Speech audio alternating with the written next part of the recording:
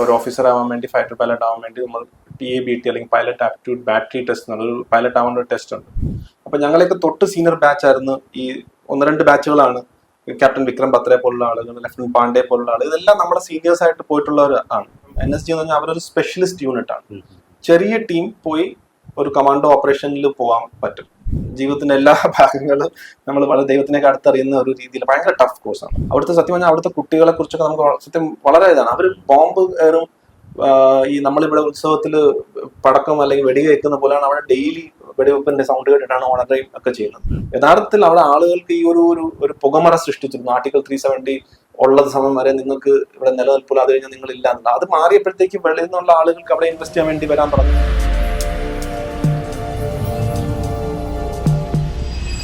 Sir ഈ രാജ്യത്തിന് വേണ്ടി ചെയ്യുന്നത് മുഴുവൻ സന്തോഷത്തോടും ആത്മാഭിമാനത്തോടു കൂടിയൊക്കെ ചെയ്യുന്നു. പക്ഷെ ഏതെങ്കിലും തരത്തിലുള്ള ഒരു വിഷമം ഉണ്ടാക്കുന്ന അല്ലെങ്കിൽ വേദന ഉണ്ടാക്കുന്ന ഇൻസിഡന്റ് ഉണ്ടായിട്ടുണ്ട് ജോലി ചെയ്യുന്ന സമയത്ത്?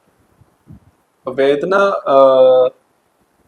അങ്ങനല്ല, നമുക്ക് എല്ലാം സാറ്റിസ്ഫാക്ഷൻ തന്നെയാണ്. പക്ഷെ ചില കാര്യങ്ങൾ കാണുമ്പോൾ നമ്മളൊരു പ്രത്യേകിച്ച് ഒരെണ്ണം ഞാൻ നേരത്തെ പറഞ്ഞിട്ടുള്ളതാണ്. ഒരെണ്ണം നമ്മൾ കാശ്മീരിലെ ചില സമയത്ത് നമ്മൾ അവിടുത്തെ ഈ സാധാരണക്കാരെ കാണുമ്പോൾ, അന്ന് 99-ലായിരിക്കും 2003-ലൊക്കെ അവരെ നമുക്കൊരു സത്യം പറഞ്ഞാൽ നമുക്ക് വിഷമം തോന്നാറുണ്ട്. കാരണം അവർ കണ്ടിട്ടുള്ള എല്ലാം, പ്രത്യേകിച്ച് കുട്ടികളൊക്കെ ഏത് നേരവും തോക്കും ബോംബും ഇത് കണ്ട് തന്നെ വളർന്ന് മരവിപ്പിച്ച ഒരു ജനതയാണ് ഞാൻ അന്ന് കണ്ടിട്ടുള്ളത്. അപ്പൊ അവരുടെ ഉള്ളിൽ അവർ രാവിലെ എണീച്ച് കണ്ണ് തുറന്ന് നോക്കി കഴിഞ്ഞാൽ സൈനികരായിരിക്കും, അല്ലെങ്കിൽ തീവ്രവാദികളായിരിക്കും.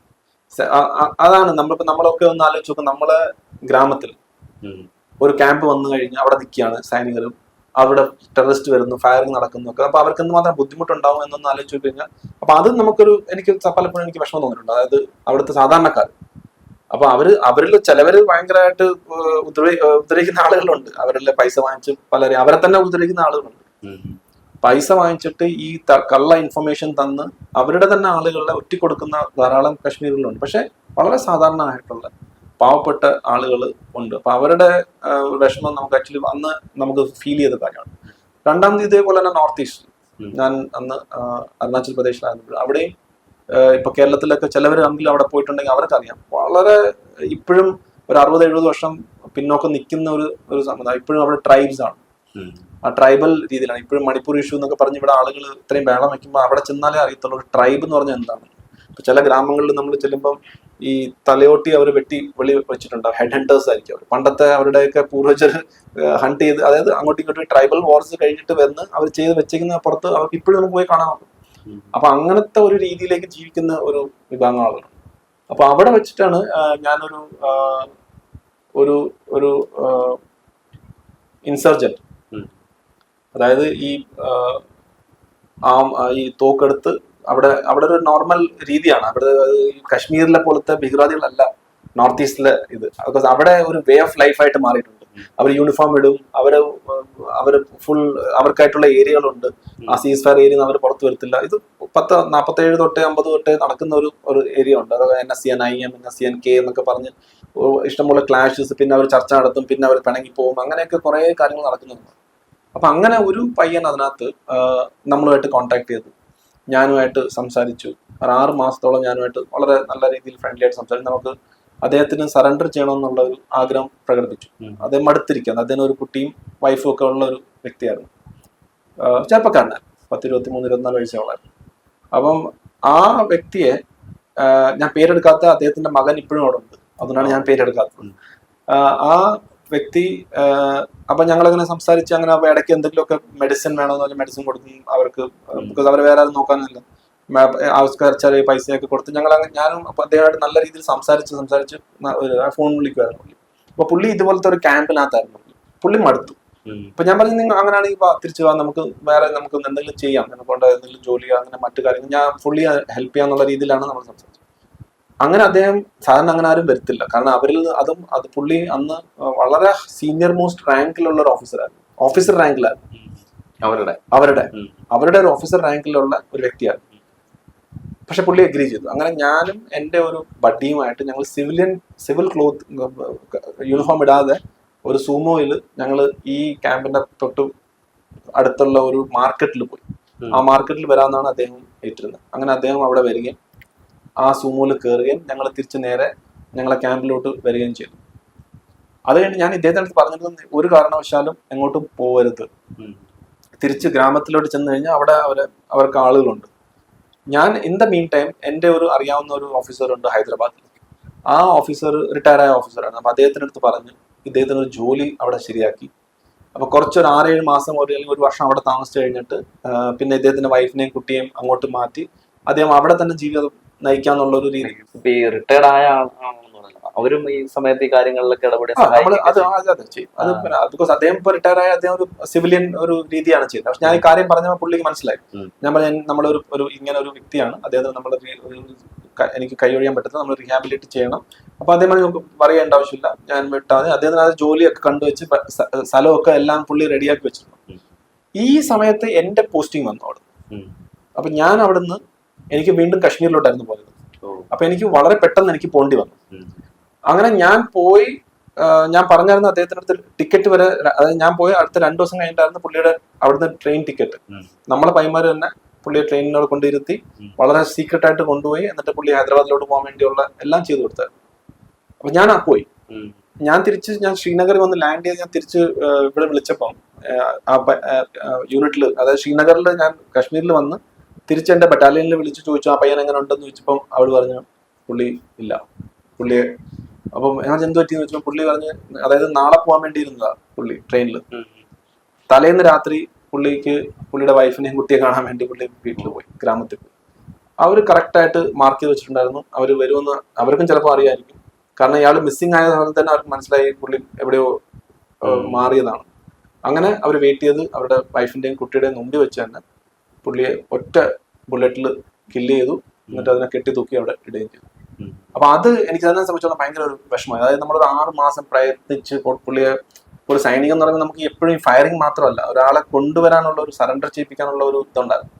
അത് ചെയ്യുകയും ചെയ്തു. നമ്മൾ എല്ലാ അറേഞ്ച്മെന്റും ചെയ്തു. ഒരു നിമിഷം ആ ഒരു വ്യക്തിയുടെ ദുർബല നിമിഷം എന്ന് പറയുന്ന പോലത്തെ ആ ഒരു വ്യക്തിയുടെ ഇത് കാരണം അന്ന് അദ്ദേഹത്തിന് ജീവിതം പോയി. അപ്പൊ അതൊരു ഡെഫിനറ്റ്ലി ഒരു വേദനയാണ്. നമ്മൾ ഈ പാകിസ്ഥാൻ പട്ടാളത്തെ കുറിച്ച് സംസാരിക്കുന്ന സമയത്ത് വളരെ ദേഷ്യത്തോടോ അല്ലെങ്കിൽ വികാരത്തോടെയൊക്കെ ആയിരിക്കും സംസാരിക്കുന്നത്. സാറിന്റെ വ്യക്തിപരമായിട്ടുള്ള കാര്യം എടുത്തു കഴിഞ്ഞാൽ സാറിന് ഒരു പാകിസ്ഥാൻ പട്ടാളം തന്നെ മെഡൽ തന്നിട്ടുണ്ട് എന്ന് കേട്ടു. ഇത് വളരെ കൗതുകവും ഒരു അത്ഭുതമാണ്. ഇതെങ്ങനെയാണ് സംഭവിച്ചിട്ടുള്ളത്? ഒരു കാര്യത്തില് പാകിസ്ഥാൻ സൈന്യത്തിൽ എല്ലാവരടുത്തും നമുക്ക് ദേഷ്യമില്ല. കാരണം അവരും നമ്മളെ പോലെ തന്നെ ഉള്ള ആളുകളാണ്, നമ്മളെ പോലെ ഫാമിലി, നമ്മളെ പോലുള്ള ഇതാണ്. അവിടുത്തെ ആളുകളും അതേപോലെ. ഞാൻ ഇപ്പൊ പാകിസ്ഥാനി ചാനൽസിൽ പോലെ ഞാൻ വരാറുണ്ട്, യൂട്യൂബ് ചാനൽസിലൊക്കെ വരാറുണ്ട്.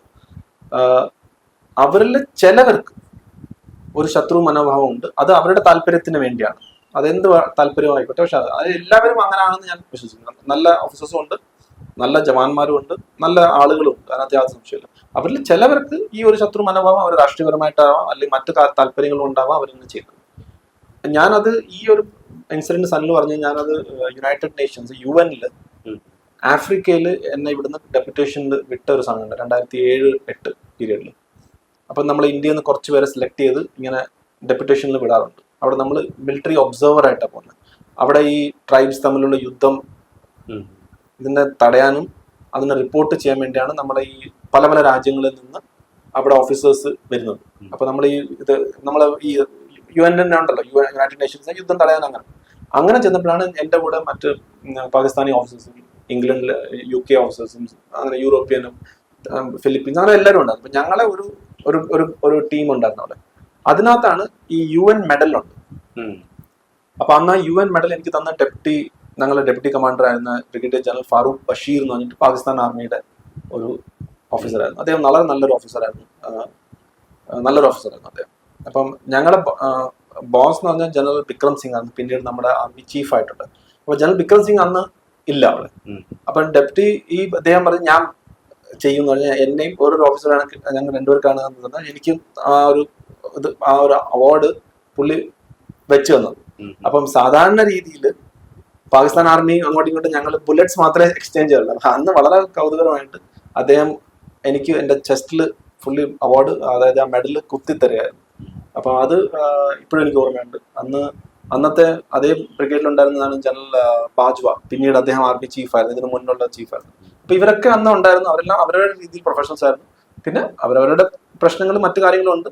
പക്ഷെ ആസ് സോൾജേഴ്സ് നമ്മൾ അങ്ങോട്ടും ഇങ്ങോട്ടും റെസ്പെക്ട് കൊടുത്തിട്ട് തന്നെയായിരുന്നു നമ്മൾ അവിടെയും ആ ഒരു UN ടെന്യൂറിലൂടെ പോയത്. ഈ ആത്മനിർഭർ ഭാരത് പോലുള്ള പദ്ധതികൾ കേന്ദ്ര ഗവൺമെന്റ് കൊണ്ടുവരുന്നുണ്ട്. മൊത്തത്തിൽ പട്ടാളത്തിൽ ട്രാൻസ്ഫർമേഷൻ നടക്കുന്നുണ്ടെന്നുള്ളത് തന്നെയാണ് വ്യക്തമാണ്. തീർച്ചയായിട്ടും നമ്മൾ ഇപ്പം ഇതാണ് എഗെയിൻ ഒരു മൈൻഡ് സെറ്റ് മാറ്റം എന്ന് പറയുന്നത്. ഞാൻ നേരത്തെ പറഞ്ഞ പോലെ ഇപ്പം പ്രൈം മിനിസ്റ്റർ മോദി പുള്ളി ചെയ്തതെന്ന് വെച്ചാൽ സൈന്യത്തിന് എപ്പോഴും ഒരു ഡിഫൻസ് എന്ന് പറഞ്ഞാൽ നമ്മൾ എപ്പോഴും ഒരു യുദ്ധത്തിന് വേണ്ടി മാത്രമാണ് എന്നുള്ളൊരു തോന്നലായിരുന്നു. പക്ഷെ സൈന്യത്തിലൂടെ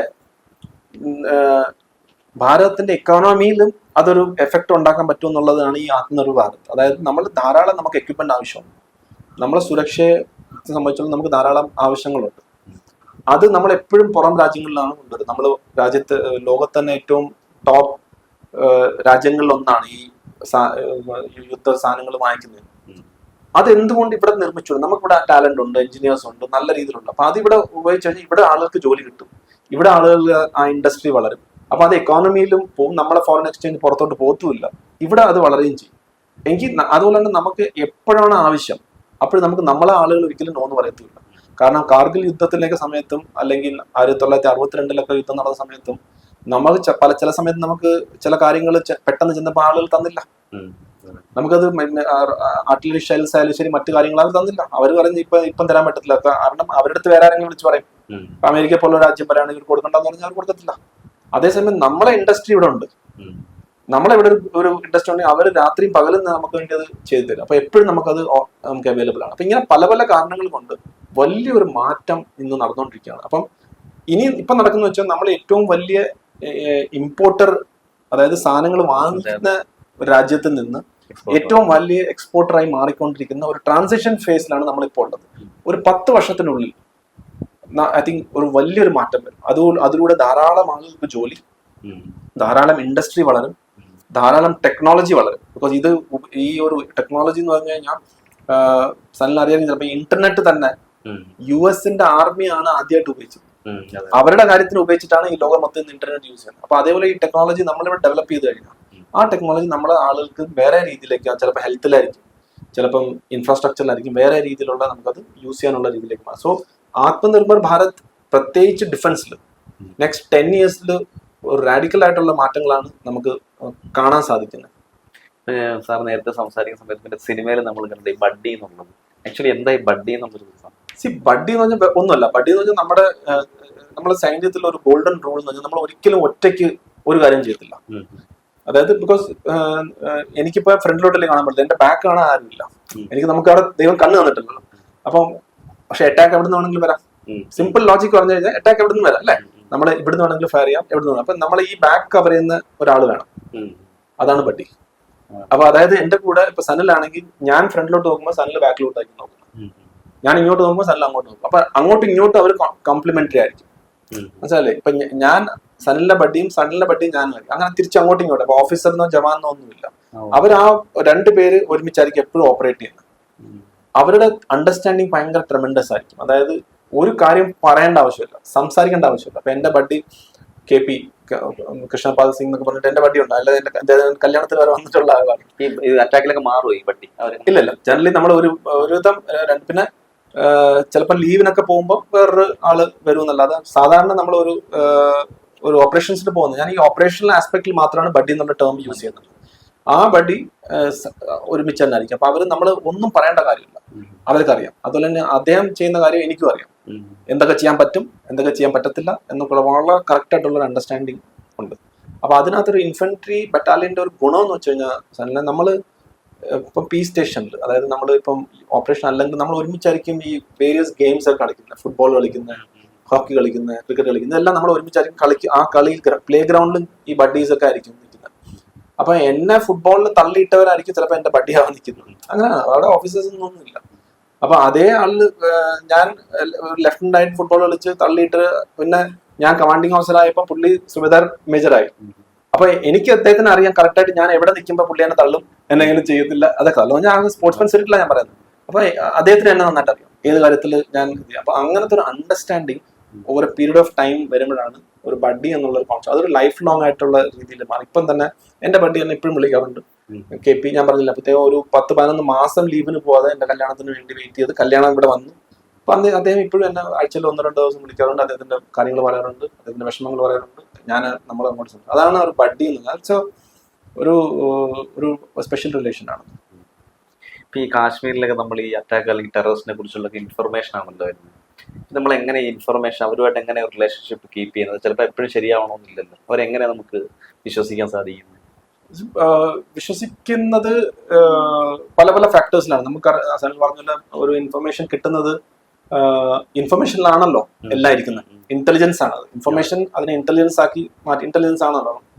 അല്ലെങ്കിൽ ഞാൻ നേരത്തെ ഒരു സംഭവം പറഞ്ഞ പോലെ അവിടുത്തെ ലോക്കൽ ആളുകൾ നമുക്ക് ഇൻഫർമേഷൻ തരുന്നോണ്ടാണ് നമുക്ക് ഈ ടെററിസ്റ്റിനെ ന്യൂട്രലൈസ് ചെയ്യാൻ പറ്റുന്നത്. അതല്ലെങ്കിൽ നമ്മളെ ആളുകൾ അവിടെ എത്ര പോയാലും അവർ അത്രയും നമുക്ക് ഒരിക്കലും പറ്റത്തില്ല. അത് ഈ ഇൻഫർമേഷൻ ഇവിടെ മാത്രമല്ല, എവിടെ ആയാലും ശരി. ഇപ്പൊ അമേരിക്കയുടെ ബിൻ ലാദനെ ന്യൂട്രലൈസ് ചെയ്തിട്ടുണ്ടെങ്കിൽ പാകിസ്ഥാനുള്ളിൽ അതും ആരോ ഇൻഫർമേഷൻ കൊടുത്തിട്ടാണ്. അപ്പൊ ആ ഇൻഫർമേഷൻ കിട്ടാൻ പല പല കാര്യങ്ങളുണ്ട്. ഒന്ന് ചിലപ്പോൾ പൈസ വെച്ചായിരിക്കും. ചിലർ വളരെ സ്പെസിഫിക് ആയിട്ട് കറക്റ്റ് ഇൻഫർമേഷൻ തരും, അവർക്ക് ഇത്രയും പൈസ വേണം. അത് വളരെ സ്പെസിഫിക് ആണ്. ചിലവർക്ക് റിവെഞ്ച് ആയിരിക്കും, പ്രതികാരം വീട്ടാൻ വേണ്ടി. ഇദ്ദേഹം എനിക്ക് എന്തോ ഇത് ചെയ്തിട്ടുണ്ട്, ഈ ടെററിസ്റ്റ് അല്ലെങ്കിൽ ഇത് ഞാൻ തിരിച്ചായ, അപ്പൊ അയാൾ എന്ന് വന്നാലും കറക്റ്റായിട്ട് വന്ന് ഇൻഫർമേഷൻ തരും. കാരണം അദ്ദേഹത്തിന്റെ ഫാമിലിയോ അദ്ദേഹത്തിന്റെ ഭാര്യയോ കുട്ടികളോ എന്തെങ്കിലും ഇവർ ചെയ്ത് കാണും. അപ്പൊ അത് ഇവർ നോക്കി വെക്കും. ഇയാളോ അയാളുടെ ആ ഫാമിലിയിലുള്ള ആളുകളോ അവര് ആ ടെററിസ്റ്റ് വന്നു കഴിഞ്ഞാൽ ഉടനെ കറക്റ്റായിട്ട് ഇൻഫർമേഷൻ വരും. സാർ ഇദ്ദേഹം വന്നിട്ടുണ്ട്, ഇവിടെ ഇരിപ്പുണ്ടെന്ന്. അത് പ്രതികാരത്തിന് വേണ്ടിയാണ്. മൂന്നാമത് ചെയ്യുന്നത്, അതായത് ഒരു പൗരബോധമുള്ളത്, നമ്മൾ എന്റെ ഗ്രാമത്തിൽ ആരും വരാൻ പാടില്ല എന്നുള്ളത്. അപ്പൊ അദ്ദേഹം പുറത്തൊന്നും എടുത്ത് പറയത്തില്ല, പക്ഷെ വിളിച്ചു പറയും, സാർ ഇങ്ങനെ ഉണ്ട്, ഞാനാ പറഞ്ഞെന്ന് പറയരുത്. അപ്പൊ നമ്മളത് നോട്ടീസ് ചെയ്യും. ഇതെല്ലാം ഒരു ട്രയൽ ആൻഡ് എറർ മെത്തേഡാണ് സാറല്ലേ. നേരത്തെ പറഞ്ഞ പോലെ നമ്മുടെ അടുത്ത് ഒരാൾ വന്ന് പറയുമ്പം ചിലപ്പം സക്സസ്ഫുൾ ആവാം, ചിലപ്പം തെറ്റിക്കുന്നുണ്ട്. ഡബിൾ മനഃപൂർവ്വം പറയും. നമ്മളെ അടുത്ത് പ്രതികാരം ചെയ്യാൻ വേണ്ടി അങ്ങനെ ചെയ്യുന്നവരുണ്ട്. ഇൻഫർമേഷൻ തെറ്റായിട്ട് തരും, ഇന്ന സ്ഥലത്ത് പോയി ഇരിക്കും എന്ന് പറയും. നമ്മളവിടെ ചെല്ലുമ്പം നമ്മളെ ട്രാപ്പിലായിരിക്കും. അവർ ഓൾറെഡി ആ ഭീകരവാദികളോട് വെയിറ്റ് ചെയ്യായിരിക്കും നമുക്ക് വേണ്ടി. അങ്ങനെ തെറ്റായ ഇൻഫർമേഷനുള്ള അനുഭവമുണ്ട്. പക്ഷെ പ്രതികാരത്തിന്റെ അല്ലായിരുന്നു, അത് പേടിയുടെ പേരല്ലായിരുന്നു. അതായത് ഈ ഭീകരവാദികൾ അവരുടെ വീട്ടിൽ താമസിക്കായിരുന്നു. അപ്പൊ അത് അവരുടെ കുട്ടികളും ഈ ഫാമിലിയൊക്കെ 3-4 പേര് അകത്ത് അവരുടെ വീട്ടിൽ താമസിച്ചപ്പം ഒരാളെ വിട്ട് നമ്മുടെ അടുത്ത് ഇങ്ങനെ ഒരു തെറ്റായ ഇൻഫർമേഷൻ തരാൻ വേണ്ടി വന്നു. അങ്ങനെ വന്ന് നമ്മൾ ആ ചെന്ന സമയത്ത് നമുക്ക് അതിന്റെ കൗണ്ടർ ഒരു ഇൻഫർമേഷൻ നമുക്ക് കിട്ടി സമയത്തിന്. അതായത് ഈ വീടിൽ നിന്ന് ഇപ്പൊ ആരും കുറെ ദിവസമായിട്ട് പുറത്തൊന്നും വരുന്നില്ല എന്നുള്ള രീതിയിലേക്ക് വന്നപ്പോൾ നമുക്ക് മനസ്സിലായി ഇതൊരു ട്രാപ്പാണ്. അപ്പൊ നമ്മൾ പോകുന്നതിന് മുമ്പ് തന്നെ ഇദ്ദേഹത്തിനെ പിടിച്ച് നമ്മൾ ചോദ്യം ചെയ്തു. അപ്പൊ അത് പിന്നെ അദ്ദേഹം അത് സമ്മതിച്ചു. പക്ഷെ പുള്ളി കരഞ്ഞു പിടിച്ച് പറഞ്ഞ് എന്റെ വീട്ടിൽ ഇപ്പം പോയി കഴിഞ്ഞാൽ അവിടെ പ്രശ്നമാവും, അവരവിടെ ഉണ്ട് എന്ന് പറഞ്ഞു. അപ്പോഴത്തേക്ക് ഞങ്ങൾ അവിടെ ചെന്നപ്പോഴത്തേക്ക് ഈ ഇൻഫർമേഷൻ അവർക്കും കിട്ടി. അതായത് ഈ ഞങ്ങൾ ചെല്ലേണ്ട സ്ഥലത്ത്, ഞങ്ങൾക്ക് ട്രാപ്പ് ചെയ്ത് വെച്ചുന്ന സ്ഥലത്ത് ഞങ്ങൾ ചെയ്തില്ല, തിരിച്ച് ഇങ്ങോട്ടാ വരുന്നത് നമുക്ക് മനസ്സിലായി. അവരവിടെ നിന്ന് എസ്കേപ്പ് ചെയ്തു. പക്ഷെ ആ ട്രാപ്പില് എന്റെ തന്നെ സീനിയർ ആയിട്ടുള്ള ഒരു ഓഫീസർ, അങ്ങനെ ഞാൻ നേരത്തെ പറഞ്ഞല്ലോ ക്യാപ്റ്റൻ രമേശ്, അദ്ദേഹം ഫാൾസ് ഇൻഫർമേഷൻ, അതായത് ഒരു വീട്ടില് ഒരു മിലിറ്റന്റ് ഉണ്ടെന്ന് പറഞ്ഞ് പോവുകയും ആക്ച്വലി ആ വീട്ടിലല്ലായിരുന്നു, വേറൊരു വീട്ടിലായിരുന്നു. അപ്പൊ ആ തെറ്റായ ഇൻഫർമേഷൻ തന്ന് ഈ വീട് തുറക്കുമ്പോൾ അപ്പോഴകത്തുനിന്ന് ഫയർ ചെയ്ത് അദ്ദേഹത്തിന് അവിടെ വീരമൃത്യു ആവുകയും ചെയ്തു. അപ്പൊ തെറ്റായ ഇൻഫർമേഷൻ, തെറ്റായ ആദ്യം ഈ പേടി കൊണ്ടാണോ എന്താണോ ഇദ്ദേഹം വേറൊരു വീട്ടിലോട്ട് കൊണ്ടുപോവുകയും അവിടെ ഒന്നും കിടാതെ വന്ന് തിരിച്ച് വേറൊരു വീട്ടിലേക്ക് ഇവിടെ ഒന്നും ഇല്ല എന്നുള്ള രീതിയിൽ ചെന്നപ്പോൾ അവിടെ ടെററിസ്റ്റ് ഉണ്ടായിരുന്നു. അപ്പൊ അങ്ങനെ തെറ്റായ ഇൻഫർമേഷൻ കിട്ടി ചെയ്യുന്നവരുണ്ട്. അപ്പൊ അങ്ങനെ ധാരാളം ചെയ്യുന്നവരുണ്ട്. അപ്പൊ ഇതൊരു ട്രയൽ ആൻഡ് എറർ മെത്തേഡായിട്ട് നമ്മൾ ഒരു ഇൻഫർമേഷൻ കിട്ടുന്ന ആളെ നമ്മൾ ഗ്രേഡ് ചെയ്യും. 10 പുള്ളി എത്ര എണ്ണം സത്യമാണ്, എത്ര എണ്ണം സത്യമല്ല എന്നുള്ളത്. അങ്ങനെ നമ്മൾ റിസ്ക് ആണ്. അപ്പൊ നമ്മൾ ഇത് ഹാൻഡ് ഓവർ ചെയ്യും. നമ്മൾ അടുത്ത വരുന്ന ടീമിന് നമ്മൾ പറയും, ഇന്ന ഒരാളുണ്ട്, അയാള് കച്ചവടമാണ്, അയാളുടെ 10 എണ്ണം തരും, അയാളുടെ പൈസയ്ക്ക് വേണ്ടി മാത്രമാണ്. അത് 9 എണ്ണം ചിലപ്പം വേറെ കാഷ്വാലിറ്റീസ് ഒന്നും ഉണ്ടാകത്തില്ല, പക്ഷെ തെറ്റായ ഇൻഫർമേഷൻ, ഇടയ്ക്കിടയ്ക്ക് പൈസ വാങ്ങിക്കാൻ വേണ്ടിയുള്ള പരിപാടിയാണ്. ചിലവർ വർഷത്തിൽ 1 പ്രാവശ്യം വരുത്തുള്ളൂ, പക്ഷെ അയാൾ വന്നു കഴിഞ്ഞാൽ ജെന്യൂൻ ആയിരിക്കും എന്ന് പറയും. അപ്പൊ അങ്ങനെയുള്ള നമുക്ക് ഒരു ഐഡിയ കിട്ടും. പിന്നെ ഒരു കുറച്ച് നാൾ നിൽക്കുമ്പോൾ നമുക്കറിയാം പറയുന്നത് സത്യമാണോ തെറ്റാണോ എന്താണെന്നൊക്കെ നമുക്ക് കറക്റ്റ് ആയിട്ട് അറിയാൻ പറ്റും. ഈ സാറ് അറ്റാക്കിൽ തലനാരിലേക്ക് രക്ഷപ്പെടുക എന്നൊരു പറയാം, മലയാളത്തിൽ പറയുമല്ലോ. അങ്ങനെ അത്തരത്തിൽ എന്തെങ്കിലും ഒരു ഇതുണ്ടായിട്ടുണ്ടോ? അത് തീർച്ചയായിട്ടും നമ്മൾ ഒരു ഇൻഫൻട്രി ബറ്റാലിയനിൽ പ്രത്യേകിച്ച് ഇങ്ങനത്തെ ഓപ്പറേഷൻസ് ഒക്കെ നിൽക്കുമ്പോൾ തീർച്ചയായിട്ടും ഉണ്ടാവും. അല്ല, പലതും കോൺഫിഡൻഷ്യൽ ആയിരിക്കും. അതെ, അല്ലാത്തത് എന്തെങ്കിലും ഒന്ന് പറഞ്ഞു. അല്ലാത്ത അഗെയിൻ അന്നത്തെ കുപ്പാട ഡേയ്സിൽ തന്നെയാണ് ഞങ്ങൾ ഒരു ഓപ്പറേഷനിൽ ഈ മലയുടെ മല കയറിയിട്ടാണല്ലോ അപ്പുറത്തെ സൈഡിലൂടെ ഇറങ്ങുന്നത്. അപ്പൊ ഈ സൈഡിൽ ഇറങ്ങുന്ന സ്ഥലത്ത് ഈ ടെററിസ്റ്റുകൾ ഉണ്ടെന്നുള്ള ഇൻഫർമേഷൻ ഞങ്ങൾക്ക് ഉണ്ടായിരുന്നു. അപ്പൊ സാധാരണ നമ്മൾ ചെയ്യുന്ന വെച്ചാൽ നമ്മളെ ഗ്രാമത്തിൽ നിന്ന് മുകളിലോട്ട് കയറും. അപ്പൊ ഇവർക്ക് വരുന്ന കാണാൻ പറ്റുമായിരുന്നു. അപ്പൊ ഞങ്ങൾ എന്താ വെച്ചാൽ അപ്രാവശ്യം ഞങ്ങള് ബാക്കിൽ നിന്ന് കയറാൻ തുടങ്ങി. അതായത് ഈ മലയും വിട്ട് 2 മല ബാക്കിൽ നിന്ന് ഞങ്ങൾ പതുക്കെ കയറി, അതായത് ഈ കുറെ സമയം എടുത്ത് പതുക്കെ വന്ന് എന്നിട്ട് ഞങ്ങൾ താഴോട്ട് വരാനുള്ള ഒരു ഓപ്പറേഷൻ ആയിരുന്നു. അപ്പൊ ഞങ്ങള് ലെഫ്റ്റും റൈറ്റും വരെ സ്പെഷ്യൽ ഫോഴ്സിന്റെ ഒക്കെ ബറ്റാലിയനൊക്കെ ഉണ്ടായിരുന്നു. വലിയൊരു ഓപ്പറേഷൻ ആയിരുന്നു, നല്ലൊരു ഓപ്പറേഷൻ ആയിരുന്നു. കാരണം അത്രയും ടെററിസ്റ്റ് ഉണ്ടായിരുന്നു. അപ്പൊ ഞങ്ങള് വന്ന് താഴോട്ട് വരുന്ന സമയത്ത് ഞാനും എന്റെ പട്ടിയും ഞങ്ങൾ രണ്ടുപേരും, അതുപോലെ തന്നെ ഞങ്ങളിങ്ങനെ, അപ്പം ഈ കാടിന്റെ ഒരു കുഴപ്പം എന്ന് വെച്ച് കഴിഞ്ഞാൽ കാട്ടിനകത്ത് കയറി കഴിഞ്ഞാൽ പിന്നെ ഒന്നും കാണാൻ പറ്റത്തില്ല. അത്രമാത്രം ഈ താഴെ ഡെൻസ് ഫോറസ്റ്റ് ആയിരിക്കും. ചില സമയത്ത് നമുക്ക് ഒട്ടും കാണാൻ പറ്റത്തില്ല. അപ്പം നമ്മൾ വളരെ അടുത്തടുത്തായിരിക്കും നടക്കുന്നത്. നമ്മളൊരു ടീമിനകത്ത് അന്ന് 10-15 പേരാണ് ഒരു ടീമിലുള്ളത്. അപ്പൊ ആ 15 പേരിലെ രണ്ടുപേര് വെച്ചേക്ക് ബഡ്ഡി പേഴ്സ് ആയിട്ട് വന്നത്. അപ്പൊ വളരെ അടുത്തടുത്ത് മാത്രമേ താഴോട്ട് നീങ്ങാൻ പറ്റത്തുള്ളൂ. അങ്ങനെ നീങ്ങുന്ന സമയത്താണ് സഡൻലി എന്റെ ലെഫ്റ്റ് സൈഡിൽ കൂടെ നമ്മൾ ഒരു ഷാഡോ പോലെ ഒരു ഫിഗറിനെ നമ്മൾ കണ്ടത്. മനസ്സിലായി ഇത് സംഭവം ടെററിസ്റ്റ് ആണെന്നുള്ളത്. അപ്പം അദ്ദേഹം കണ്ട്, നമ്മളും കണ്ടു. അപ്പൊ ഞാൻ ഫയർ ചെയ്യുന്നതിന് മുമ്പ് തന്നെ എന്റെ പട്ടി ഫയർ ചെയ്തു, അദ്ദേഹവും ഫയർ ചെയ്തു, അങ്ങോട്ടും ഇങ്ങോട്ടും ഫയർ ചെയ്തു. രണ്ടുപേരും കൊണ്ടില്ല. അത് ദൈവത്തിന്റെ ഒരു അനുഗ്രഹം കൊണ്ട് അവിടുന്ന് ബുള്ളറ്റ് എവിടുന്നൊക്കെയോ പോയി. പിന്നെ നമുക്ക് ഫയർ വന്നു കഴിഞ്ഞാൽ പിന്നെ എല്ലാവരും അങ്ങ് നേരെ ഗ്രൗണ്ടിൽ കിടക്കുകയാണ്. അപ്പൊ ഫസ്റ്റ് ഇനിഷ്യൽ ഇതെന്ന് വെച്ചാൽ നമ്മൾ രണ്ടുപേരും അങ്ങോട്ടും ഇങ്ങോട്ടും കണ്ടു. അത് വളരെ അടുത്ത്, 5 മീറ്റർ പോലും ഇല്ലാത്ത അത്രയും അടുത്ത്. പക്ഷെ അങ്ങനെ വൺ ഓഫ് ദ എക്സാമ്പിൾസ് ഞാൻ പറഞ്ഞാണ്. ആ ബുള്ളറ്റ് എങ്ങോട്ട് വേണമെങ്കിലും പോയിരുന്നു. പക്ഷെ അത് ദൈവത്തിന് ഒരു ഇതുണ്ടെന്ന് പറയുന്ന പോലെ ഇതേപോലെ ഒരു ഓപ്പറേഷനാണ് എന്റെ കോസ്റ്റ്മേറ്റ് മരിക്കുകയുണ്ടായത്. അദ്ദേഹം ഇതേപോലെ വന്ന് ഈ ടെററിസ്റ്റ് ആക്ച്വലി ആ ടെററിസ്റ്റ് ഒളിച്ചിരിക്കുന്ന സ്ഥലത്തൂടെ അതിന്റെ നേരെ ഫ്രണ്ടിലാവുന്നത്. ഇതിപ്പോ ഞങ്ങൾ രണ്ടുപേരും അങ്ങോട്ട് കുറച്ചൊരു 5 മീറ്ററിന്റെ വ്യത്യാസം. 5 മീറ്റർ എന്ന് പറഞ്ഞാൽ കൂടുതലല്ല, എനിക്കതൊരു 3-4 മീറ്റർ കാണത്തുള്ളൂ. പക്ഷെ അദ്ദേഹം വന്നത് ഇവരുടെ നേരെ മുകളിലോട്ടാണ് സെർച്ച് ചെയ്ത്. അപ്പൊ ഇവര് ബാക്കിലോട്ട് പോയി അവസാനം താഴെയും സൈനികർ ഉണ്ടെന്ന് മനസ്സിലാക്കി ഇവരൊരു ഈ മരം വീണ് കിടപ്പുണ്ടായിരുന്നു. ആ മരത്തിന്റെ ബാക്കിൽ വന്നിരുന്നു. എന്നിട്ട് ഇതറിയാതെ ഇവർ വീണ്ടും അങ്ങോട്ട് തന്നെ പൊയ്ക്കൊണ്ടിരിക്കുകയാണ്. അപ്പൊ അവിടെ വെച്ച് അത് ഫയർ ചെയ്തു ലാസ്റ്റില്. അങ്ങനെയാണ് എന്റെ ഈ കോസ്റ്റ്മേറ്റ് മരിക്കുന്നത്. അപ്പൊ അതുപോലത്തെ ധാരാളം ഓപ്പറേഷൻസ് ഉണ്ട്. വളരെ ക്ലോസ് ആയിട്ട് അവിടുന്ന് ഇവിടുന്നൊക്കെ ബുള്ളറ്റ് അടുത്തൂടെ പോകുന്ന അതൊരു പ്രത്യേക സൗണ്ടാണ്. അത് എനിക്കൊന്ന് ബുള്ളറ്റ് അടുത്തൂടെ പോയിട്ടുള്ളവർക്ക് അറിയാം. അത് മറ്റുള്ളവർക്ക് അത് പറഞ്ഞാൽ മനസ്സിലാകത്തില്ല. അത് അങ്ങനെ തന്നെ ഇരിക്കട്ടെ. അതെ. ഓരോരുത്തർക്കും ഓരോ ബുള്ളറ്റിന് ഓരോ ഇതുണ്ടെന്ന് പറയുന്ന പോലെ അത് വളരെ അടുത്ത് ഒരു പ്രത്യേക സൗണ്ടാണ്, സാധാരണ രീതിയിലുള്ളതല്ല. ഈ ടെററിസ്റ്റുകളെ കുറിച്ച് ചിന്തിക്കുന്ന സമയത്ത് സിനിമയിലൊക്കെ നല്ലവനായ ടെററിസ്റ്റിനെ കാണിക്കും. അങ്ങനെ എന്തെങ്കിലും സംസാരം കൊണ്ടോ അല്ലെങ്കിൽ രീതി കൊണ്ടോ അത്തരത്തിൽ എന്തെങ്കിലും മനുഷ്യത്വപരമായിട്ടുള്ള ടെററിസ്റ്റ് ഒക്കെ ഉണ്ടാവാറുണ്ടോ? ഉണ്ട്, തീർച്ചയായിട്ടും. നമ്മളെല്ലാവരെയും ഞാൻ പറഞ്ഞില്ല, പല ടെററിസ്റ്റുകൾ, പ്രത്യേകിച്ച് കശ്മീരിലെ ടെററിസ്റ്റുകൾ എല്ലാവരും അവരുടെ എന്താ പറഞ്ഞാൽ ഐഡിയോളജിയോ അല്ലെങ്കിൽ സ്വാതന്ത്ര്യം കിട്ടണമെന്നോ ഫ്രീഡം കിട്ടണമെന്നോ അല്ലെങ്കിൽ മതത്തിന്റെ പേരിലൊന്നല്ല. അവരെ ചിലവർ തള്ളി വിടും. ഈ ടെററിസ്റ്റുകളുടെ ഗ്രൂപ്പുകൾ അല്ലെങ്കിൽ അവരുടെ ആളുകൾ അവരെ തള്ളി വിടുന്നവരുണ്ട്. വളരെ ചെറുപ്പത്തിൽ 10-12 വയസ്സുള്ള പയ്യന്മാരെ പിടിച്ച് തള്ളി വിട്ടിട്ട് പോകാൻ താല്പര്യമില്ലാതെ പോകുന്നവരും ഉണ്ട്. അപ്പൊ അവർക്കൊന്നും ഇതൊന്നും തോക്ക് എടുക്കാൻ താല്പര്യമില്ലാത്ത ആളുകളും ഉണ്ട് അതിനകത്ത്.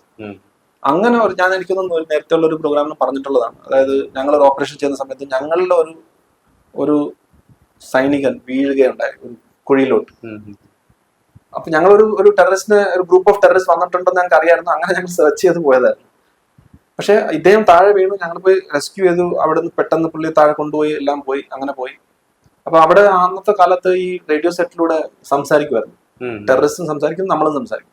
അപ്പൊ അവരുടെ ചാനൽ ഉപയോഗിച്ച് സംസാരിക്കും, ഞങ്ങൾ അതിന്റെ ഇടയ്ക്ക് കയറി നമ്മൾ സംസാരിക്കും. എന്തോ ചെയ്യുന്നത്, എവിടെ പോകുന്നൊക്കെ പറഞ്ഞിട്ട് ശല്യപ്പെടുത്താൻ ബേസിക്കലി. പിന്നെ അല്ലെങ്കിൽ നമ്മൾ സംസാരിക്കും നോർമലായിട്ട്, മര്യാദ സംസാരിക്കും. അവർ ഇങ്ങോട്ട് മര്യാദ സംസാരിക്കും. അങ്ങനെ സംസാരിച്ചപ്പോൾ അപ്പൊ അവർക്കും അറിയാം ഇതാരാ സംസാരിക്കുന്നത്, ഏത് പോസ്റ്റ് കമാൻഡർ ആണ് സംസാരിക്കുന്നത് അവർക്കും അറിയാം. കാരണം അതിന്റെ റേഞ്ച് അത്രയേ ഉള്ളൂ. അപ്പൊ നമുക്കും അറിയാം ഈ ഗ്രൂപ്പാണ് ഇന്നിപ്പം ഇവിടെ ആണ്, അടുത്ത ദിവസം ഇവിടെ ആയിരിക്കും. അങ്ങനെ അപ്പൊ ഞങ്ങൾ ഇതിനെ വെച്ചിട്ടാണ് നമ്മൾ ടാർഗറ്റും ചെയ്യുന്നത്. ഈ റേഡിയോ ഇതിന്റെ ലൊക്കേഷൻ വെച്ചിട്ട് നമ്മൾ ടാർഗറ്റ് ചെയ്യുന്നത്. അങ്ങനെ സംസാരിച്ചിരുന്നപ്പോഴാണ് ഈ ഒരു ടെററിസ്റ്റ് നമ്മൾ ചോദിക്കുന്നത്, സാറേ ഇന്നലെ വീണ ഒരു വ്യക്തി ഉണ്ടായിരുന്നല്ലോ, സൈനികൻ, എങ്ങനെ ഉണ്ടെന്ന്. അപ്പോഴാണ് ഞാൻ ചോദിച്ചത്, നിനക്കെങ്ങനെ അറിയാം അയാൾ വീണെന്ന്? അപ്പൊ പറഞ്ഞ്, സാറേ ഞാൻ വീണത് അവിടെ കണ്ടോണ്ടിരിക്കല്ലോ, നീ എവിടെ ഇരുന്നെന്ന് ചോദിച്ചപ്പോൾ പറഞ്ഞാൽ ഞാൻ നിങ്ങളെ മുകളിലിരിക്കായിരുന്നു. അത് അപ്പൊ ഞാൻ നീ എന്തുകൊണ്ട് ഫയർ ചെയ്തില്ല എന്ന് പറഞ്ഞപ്പോൾ പുള്ളി പറഞ്ഞു എന്തിനാ സാറേ ഫയർ ചെയ്യുന്നത്, നിങ്ങളുടെ ഡ്യൂട്ടി ചെയ്യുന്നു, ഞാൻ എന്റെ ഡ്യൂട്ടി ചെയ്യുന്നു, എന്തായാലും പയ്യൻ കുഴപ്പമൊന്നുമില്ല എന്ന് അറിഞ്ഞ സന്തോഷം എന്ന് പറഞ്ഞിട്ട് പുള്ളി വിട്ടു. അപ്പം പിന്നീട് നമ്മൾ അതിനെക്കുറിച്ച് അന്വേഷിച്ചു. പുള്ളി എല്ലാ വർഷവും ഇങ്ങനെ ഇവിടെ വരാറുണ്ട്, പുള്ളി ഒരു ഫയറിംഗ് ഒന്നും ചെയ്യാറില്ല, പുള്ളി തിരിച്ചു പോകാറുണ്ട്. അപ്പൊ അങ്ങനെയുള്ള ടെററിസ്റ്റും ഉണ്ട്. അതായത് അതൊരു എന്താ പറഞ്ഞ ഒരു ഒട്ടും അവരെ പിടിച്ച്, അതാണ് ഈ കാശ്മീരിൽ ഇന്നത്തെ നമ്മൾ അന്ന് പറഞ്ഞത്, ഇന്നത്തെ ആളുകൾക്ക് ആ ഒരു ബോധം വന്നു. അതായത് അവരെ യൂസ് ചെയ്യുകയായിരുന്നു എന്നുള്ളത്. പാകിസ്ഥാനിലെ ആളുകളും ഈ കാശ്മീരിലെ തന്നെ ചില രാഷ്ട്രീയക്കാരും ചില ഇങ്ങനത്തെ ഉള്ള ആളുകൾ അവരെ യൂസ് ചെയ്യാന്നുള്ളത് അവർക്ക് ആ ബോധം വന്നുകൊണ്ടാണ് ഞാൻ പറയുന്നത്. നേരത്തെ പോലത്തെ പല ആളുകളും അവരുടെ ജീവൻ വരെ നഷ്ടപ്പെട്ടു ഒരു കാരണമില്ലാതെ. അപ്പൊ എല്ലാ ടെററിസ്റ്റും ചീത്തതാണെന്നൊന്നും ഒരിക്കലും ഞാൻ പറയില്ല. അതിനകത്ത് മനുഷ്യത്വം ഉള്ളവരുണ്ട്, കലാകാരന്മാരുണ്ടായിരുന്നു, കണ്ടിട്ടുണ്ട്, പിന്നെ ക്രിക്കറ്റ് കളിക്കുന്ന നല്ലവരുണ്ടായിരുന്നു. എനിക്ക് ഓർമ്മയുണ്ട് ഒരു ടെററിസ്റ്റിന്റെ പേര് ജോൺ ടി എന്നായിരുന്നു അദ്ദേഹത്തിന്റെ നിക് നെയിം. കാരണം അദ്ദേഹം ഫീൽഡ് ചെയ്യുന്ന സമയത്ത് ജോൺ ടി റോഡ്സിനെ പോലെ അന്നത്തെ കാലത്ത് ഭയങ്കരമായിട്ട് വലിയ ഫീൽഡറായിരുന്നു. അപ്പൊ അദ്ദേഹത്തിന്റെ പേര് തന്നെ ജോൺ ടി എന്നായിരുന്നു. അപ്പൊ ഞങ്ങൾ റേഡിയോ സെറ്റിൽ വിളിക്കുമ്പോൾ ജോൺ ടി എന്നായിരുന്നു വിളിച്ചുകൊണ്ടിരുന്നത്. അപ്പൊ ഇങ്ങനെയൊക്കെയുള്ള അനുഭവങ്ങളുണ്ട്. മനുഷ്യരായിട്ടുള്ളവരാണ്. പക്ഷെ ചിലർ വളരെ കൊടും ഭീകരരുണ്ട്, അതും പറയാതിരിക്കാൻ പറ്റത്തില്ല. ക്രൂരതയുടെ അങ്ങേയറ്റത്തുള്ള ആളുകളും ഞാൻ കണ്ടിട്ടുണ്ട്. നമ്മൾ കേരളത്തിലേക്ക് വരുന്ന സമയത്ത് പട്ടാളവും പോലീസും തമ്മിലുള്ള ഒരു ഇതുണ്ടാവാറുണ്ട്. അടുപ്പിച്ച് പല കേസുകളും ഉണ്ടായിട്ടുണ്ട്. ഇതിനെ എങ്ങനെയാണ് നോക്കി കാണുന്നത്? തീർച്ചയായിട്ടും അതൊരു വിഷയം വളരെ എന്താ പറയുക ഗൗരവത്തോടെ തന്നെ കാണേണ്ട ഒരു വിഷയം കൂടെയാണ്. അതുപോലെ തന്നെ അത് വളരെ ആശാജനകമായിട്ടുണ്ട്. കാരണം സൈനികരെ റെസ്പെക്ട് കൊടുക്കാത്തൊരു സമൂഹം എന്ന് പറയുമ്പം അത് തീർച്ചയായിട്ടും നല്ലൊരു രീതിയിലേക്കല്ല അത് പോകുന്നത് എന്നുള്ളത് നമ്മൾ ചരിത്രം നോക്കിയാൽ അറിയാം.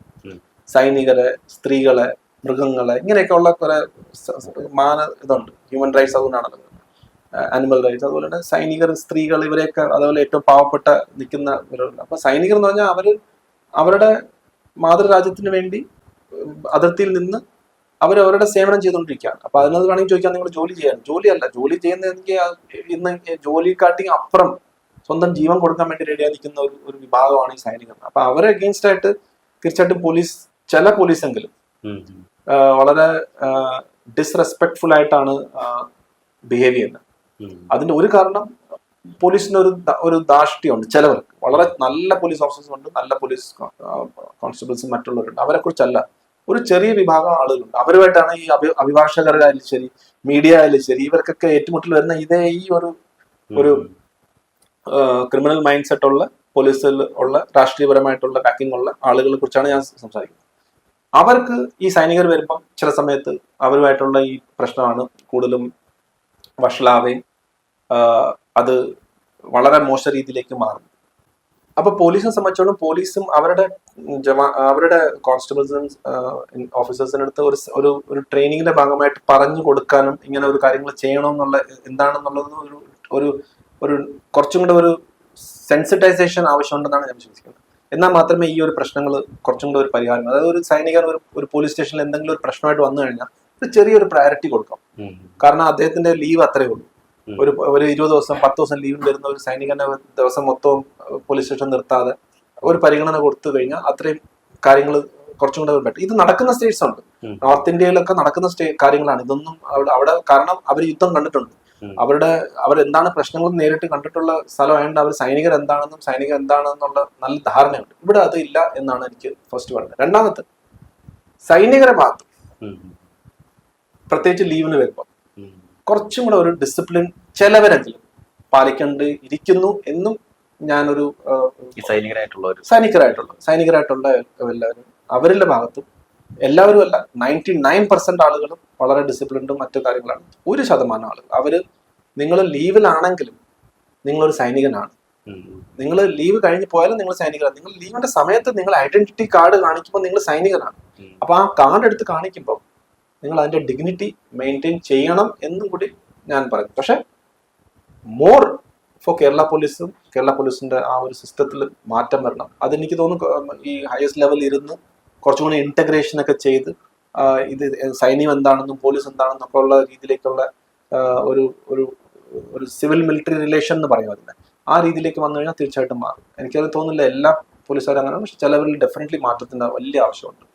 നമ്മുടെ രാജ്യത്തിന്റെ സുരക്ഷയ്ക്കും ശക്തിക്കും വേണ്ടിയിട്ട് അങ്ങ് ധീരതയോടെ ചെയ്തിട്ടുള്ള എല്ലാ പ്രവർത്തനത്തിനും ഒരു പൗരൻ എന്ന രീതിയിൽ വളരെയധികം നന്ദി. Thank you sir.